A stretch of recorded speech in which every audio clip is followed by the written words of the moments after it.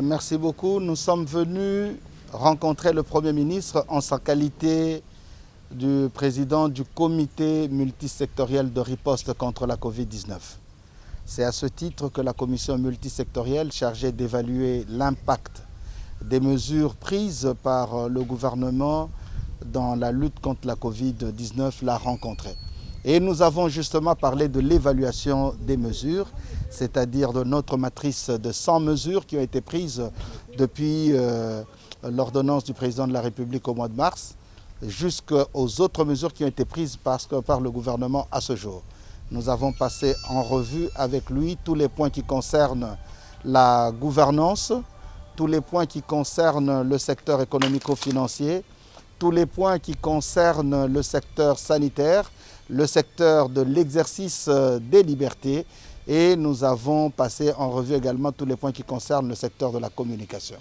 Nous avons porté à l'attention de son Excellence, Monsieur le Premier ministre, les éléments de terrain, les éléments des acteurs qui sont en train de faire la lutte. Et parmi ces éléments, si nous devons y aller secteur par secteur, de manière très brève, sur le domaine de la gouvernance, nous avons parlé avec le Premier ministre de l'architecture de la riposte.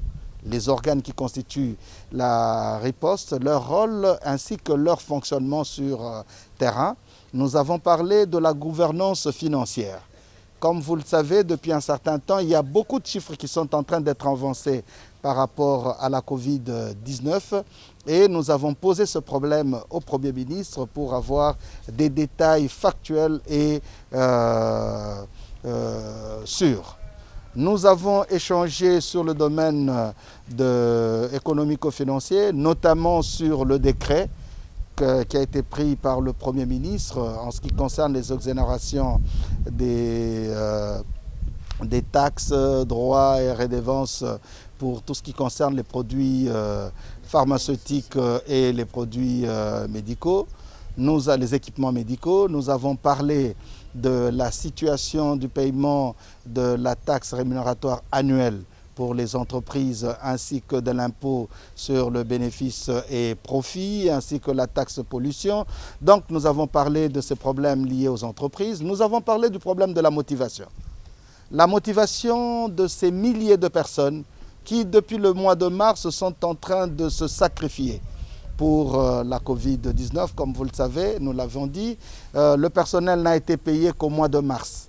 Et nous avons posé ce problème, ainsi que le problème de tous ces vacataires, de toutes ces nouvelles unités de personnel non payés qui sont en première ligne contre la Covid-19. Nous avons parlé de tous ces agents, au-delà des agents sanitaires, les policiers et autres agents qui sont en train de faire respecter les mesures, bien que sur terrain, nous avons vu effectivement que les mesures sont peu respectées pour la plupart. Nous avons parlé du déconfinement, le déconfinement de la RDC, parce que nous devons apprendre à vivre avec la Covid. Donc nous avons parlé de l'ouverture de nos frontières extérieures et des frontières intérieures, ainsi que des préalables. Nous avons parlé de la problématique de l'ouverture des écoles, des universités. Nous avons parlé de la problématique du déconfinement de la commune de la Gombe. Nous avons parlé également du déconfinement des travailleurs dans le secteur minier. Et beaucoup d'autres problèmes ont été posés. Nous avons fait le point avec le Premier ministre. Voilà ce qu'a été l'essentiel de notre entretien. La première des choses, d'abord, c'est que le Premier ministre a pris tout son temps. Il a pris tout son temps pour nous écouter et nous étions heureux de constater qu'un certain nombre de réflexions que nous avons faites ou des constats que nous avons faits ainsi que des recommandations allaient dans le même sens que ce que le gouvernement est en train de réfléchir actuellement. Et il n'y a pas eu de contradiction pour la plupart. D'ailleurs, il était surpris de voir que nous avons amené des éléments vraiment de terrain. Ça, c'est la première chose. Deuxième chose, nous avons échangé. La primeur revient à la plénière de l'Assemblée nationale pour le complément du rapport. Donc il nous a répondu à toutes les questions que nous avons posées, sur lesquelles nous avons échangé avec lui. Mais il relève également un certain nombre de questions que nous poserons justement au moment opportun, dans le cadre particulièrement de la motivation du personnel, parce que nous pensons que ça doit être urgent et ce personnel doit être payé régulièrement.